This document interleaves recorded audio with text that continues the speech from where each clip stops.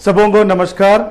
मैं father Stanley आप सबों को नेतृत्व के बारे में कुछ बताता हूँ आज के प्रोग्राम में। एक नेता को किस प्रकार अपने रिलेशनशिप, अपने पारस्परिक रिश्ता को कैसे बना के रखना है, उसके बारे में थोड़ा सा हम चर्चा करेंगे। आज के प्रोग्राम में मैं आप सबों का स्वागत करता हूँ। I welcome all of you to this programme on relationship building in leadership. तो हमें लगता है कि वो नेता है, वो लीडर है। हमारे अंदर भी एक नेतृत्व का एक गुण है। All of us are leaders in our own way. और किस प्रकार हमें कोई न किसी प्रकार का कार्य हमारे ऊपर सौंपा जाता है, तब हमारे अंदर जो नेतृत्व का गुण है वो बाहर आता है।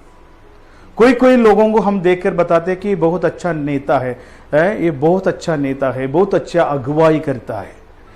तो किसी को लगता है कि बोले कि वो अकेला सब कुछ करना चाहता है। तो कभी कभार ऐसा होता है कि जो व्यक्ति अकेला अपने दम पर सारे काम करने के लिए आगे बढ़ते हैं, उस व्यक्ति के अंदर एक गुण होता है कि वो हर चीज को बहुत जल्दी उसका फल तक, सफलता तक ला सकते हैं।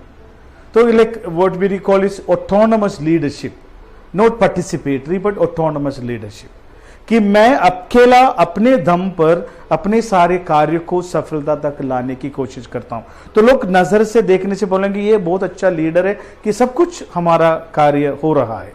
उसमें क्या है, सफलता बहुत जल्दी होता है। The power of effectiveness is very good, लेकिन उसको आगे बढ़कर लेके जाते हैं तो वो धीरे धीरे घट जाता है। लेकिन जिस व्यक्ति के अंदर पारस्परिक रिश्ता के साथ अपने काम को आगे बढ़ाने की क्षमता है, उस व्यक्ति का जो प्रोग्रेस है, वो विकास है, वो धीरे चलता है। लेकिन आने वाले समय पर उनका जो कार्यरत की जो सफलता है वो बहुत आगे चलता है। तो आज आपके सामने मैं 5 ऐसी बातों को बताना चाहता हूं जिसको हम कहते हैं कि अपने व्यक्तिगत नेतृत्व को बढ़ाने के लिए पारस्परिक रिश्ते के साथ अपना नेतृत्व को बढ़ाने की कोशिश, मतलब रिलेशनशिप बिल्डिंग इन लीडरशिप। पारस्परिक रिश्ता को नेतृत्व में, उल्टा बोलने से एक नेता, अगुवाई करने वाला व्यक्ति अपने पारस्परिक रिश्ता को कैसे बढ़ा सकता है, इसके बारे में मैं आपके साथ थोड़ा सा चर्चा करता हूं। उसका प्रथम चरण में है सेल्फ अवेयरनेस, जो इंग्लिश में कहेंगे हम आत्म जागरूकता, कि मुझे अपने बारे में जानना बहुत ही जरूरी है। लोग अपने बारे में, मेरे बारे में लोग बहुत सारी चीजें बताते हैं। वो अच्छा है, वैसा है, अच्छा है, बुरा है, ये बहुत सारी चीजें लोग बताते हैं। लेकिन मैं अपने बारे में मैं क्या सोचता हूं, मेरा अपना कामयाबी का और मेरा कमियों का और मेरी खूबियों का बारे में मुझे क्या मालूम है। शायद हम लोगों से बहुत कम लोग इसके बारे में सोचते हैं। Most of us have never thought of something called self awareness, आत्म जागरूकता। तो बोलेंगे फादर स्टैनली बहुत अच्छा है, फादर स्टैनली ये करता है, वो करता है, लेकिन फादर स्टैनली ठीक नहीं है। बहुत सारी चीज बता सकते हैं, लेकिन क्या आप में और मुझ में लोग बताने से अलग तरीके से हम अपने जीवन को कैसे देखते हैं? तो पहला चरण में है आत्म जागरूकता, उसको इंग्लिश में कहेंगे सेल्फ अवेयरनेस। तो सेल्फ अवेयरनेस के लिए क्या करना पड़ेगा? आई थिंक हम एक एक्टिविटी करेंगे अभी। ये एक्टिविटी में क्या है कि आप अपना एक पेपर लीजिएगा, अपने पास एक पेपर लीजिएगा। उस पेपर में एक तरफ लिखना है कि मेरी खूबियां, दूसरे तरफ लिखना है मेरी कमियां। तो इसमें एक चरण है कि माई स्ट्रेंथ एंड दूसरे में मेरा वीकनेस, मेरी खूबियां और मेरी कमियां। तो आप थोड़ा सा लिखिए। शायद आपके मन में ज्यादातर कभी हम लोग नेगेटिव सोचते हैं और अपने आत्म सम्मान नहीं देते हैं, तो हमें लगता है कि मेरे अंदर खूबियां कम हैं, कमियां ज्यादा है। तो आप अपनी खूबियों को लिखिए, 2 या 4 है, कोई प्रॉब्लम नहीं, लिख दीजिए। और उसके बाद आप तुरंत लिखिए अपना, साथ ही साथ आप लिखिए अपनी कमियों को भी। सो वन कॉलम में आप लिखिए अपना स्ट्रेंथ, अनदर कॉलम अपने पेपर में लिखिए कि आपकी वीकनेसेस। तो एक बार ये दोनों आपके हाथ में हैं, आप लिखने के बाद अब देखिए कि मेरा इतनी कमियां हैं, मेरी इतनी खूबियां हैं। जैसे कि मैं गाना गा सकता हूँ, बात कर सकता हूँ, लोगों के साथ इतना अच्छा दोस्ती बना सकता हूँ, मैं अच्छा सा पिक्चर बना सकता हूँ, ये सब अपनी खूबियां हो गया। तो मुझे जल्दी गुस्सा आता है, मैं एक दूसरे को बड़े बुरी नज़र से देखता हूँ, और मैं लीडरशिप नहीं कर सकता हूँ, मेरा बात करने का तरीका सही नहीं है। ये थोड़ा हमारी कमियां हो गई। अब जब ये चीज को आपके सामने आ गया कि इसमें अच्छा ये है, बुरा इतना है, ये सब के बारे में आपको जानकारी मिलने के बाद आपको क्या करना है कि आपको उसको कोशिश करना कि अपने बैलेंस करने का। सो हमारे ये रिलेशनशिप बिल्डिंग के सबसे प्रथम चरण में आते हैं आत्म जागरूकता, सेल्फ अवेयरनेस। उसके लिए मैंने आपको एक्टिविटी बताया, आप उसको कीजिएगा। दूसरा चरण में आता है पावर टू डिलीगेट। अगर मुझे कोई ना कोई व्यक्ति मुझे एक संस्था का और प्रोग्राम का लीडर बनाया हो, तो क्या मैं किसी दूसरे को मेरी जगह भेज सकता हूं? प्रतिनिधि को भेजने की क्षमता बोलते हैं पावर टू डिलीगेट। हम लोग एक चीज कर रहे हैं, कल्पना कीजिए हम लोग एक चीज कर रहे हैं, उसमें से हमने बोला कि सारे चीज मैं अकेला कर सकता हूं, मैं इसमें लिख सकता हूं, पेंट कर सकता हूं, उसमें चिट्ठी में भाषण दे सकता हूं, सारे कुछ मैं कर सकता हूं। लेकिन क्या मेरे अंदर ऐसा एक क्षमता है कि मैं किसी को बोल रहा हूं आप इसका इनविटेशन कार्ड बनाएगा और आप इसमें गाना गाएंगे और आप इसमें भाषण देंगे? तो 3 व्यक्तियों को 3 अलग अलग कार्य आप दे रहे हैं। मतलब आप अपने दम पर करने लायक काम को आप किसी दूसरे व्यक्ति से करवा रहे हैं। एक व्यक्तिगत लीडर के एक बहुत ही जरूरी गुणों में से एक है ये कि प्रतिनिधियों को भेजने का क्षमता या शक्ति, डेलीगेट।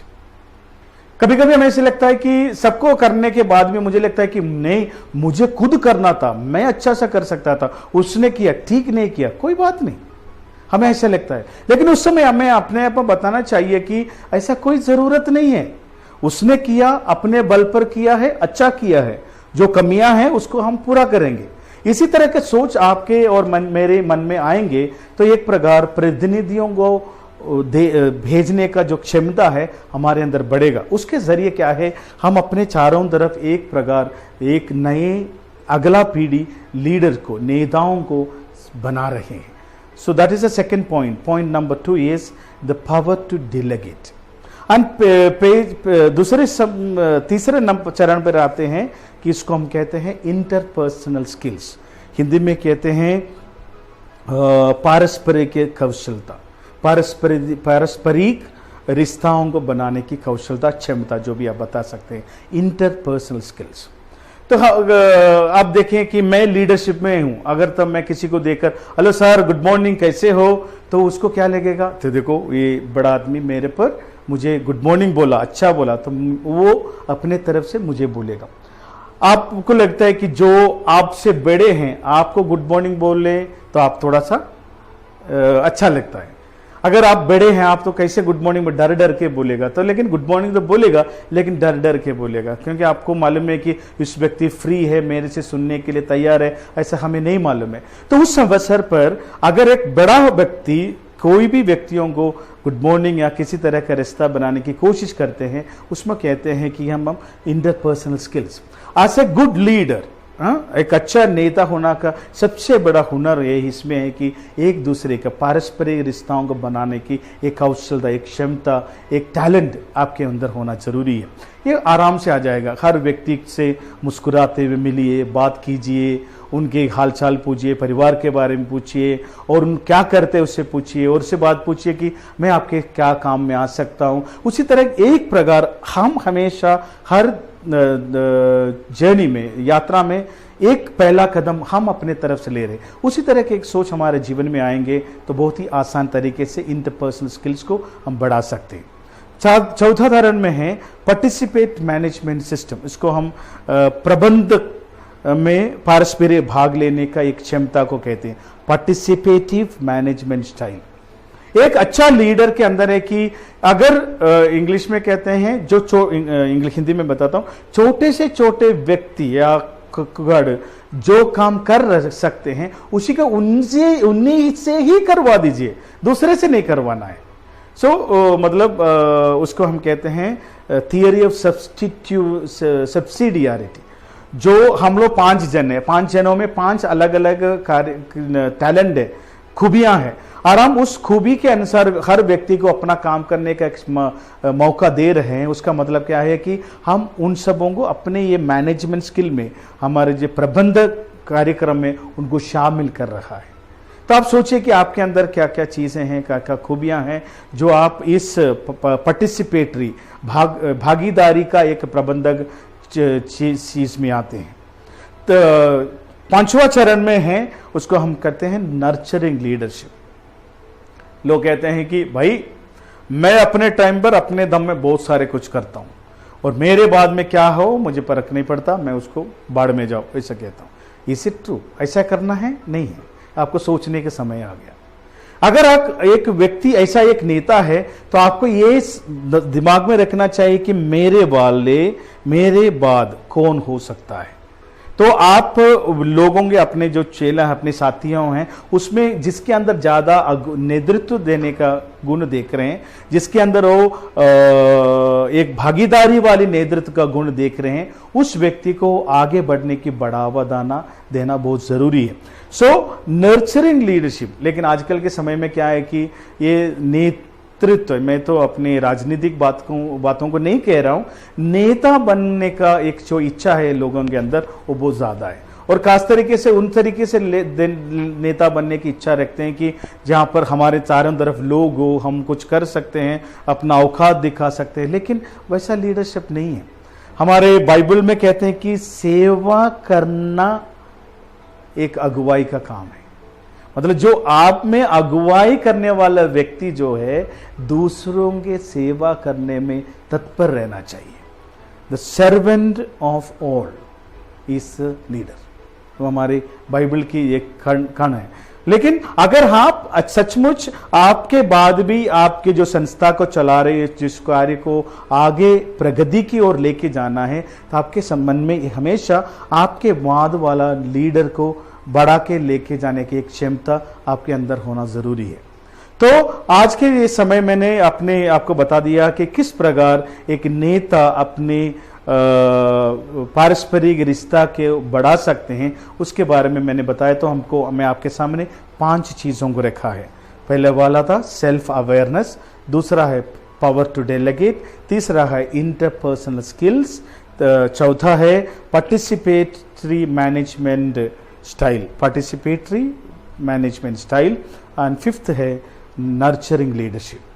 तो प्रिय भाई बहनों, किस प्रकार हम ये 5 चीजों को अपने जीवन में लागू करेंगे तो हम आसान तरीके से लोगों के एक सामने एक अच्छा व्यक्तित्व प्रदर्शित कर पाएंगे। हमें अपने आप में स्वयं एक कॉन्फिडेंस, आत्मविश्वास आ जाएंगे, जिसके जरिए हम लोगों के सामने बात कर पाएंगे।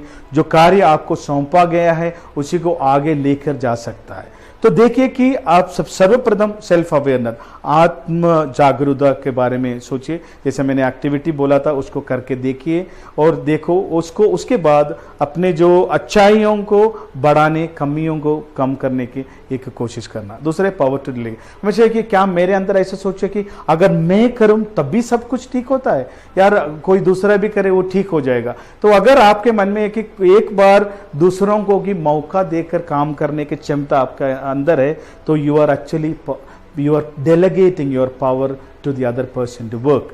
एंड इंटरपर्सनल स्किल्स मतलब लोगों के साथ बात करना, उनके साथ उठन बैठन करना, उनके बारे में सोचना, उनके कार्य में उत्सुक रहना, उनके जीवन में उत्सुक रहने के जरिए एक अच्छा लीडरशिप आप बनाते हैं।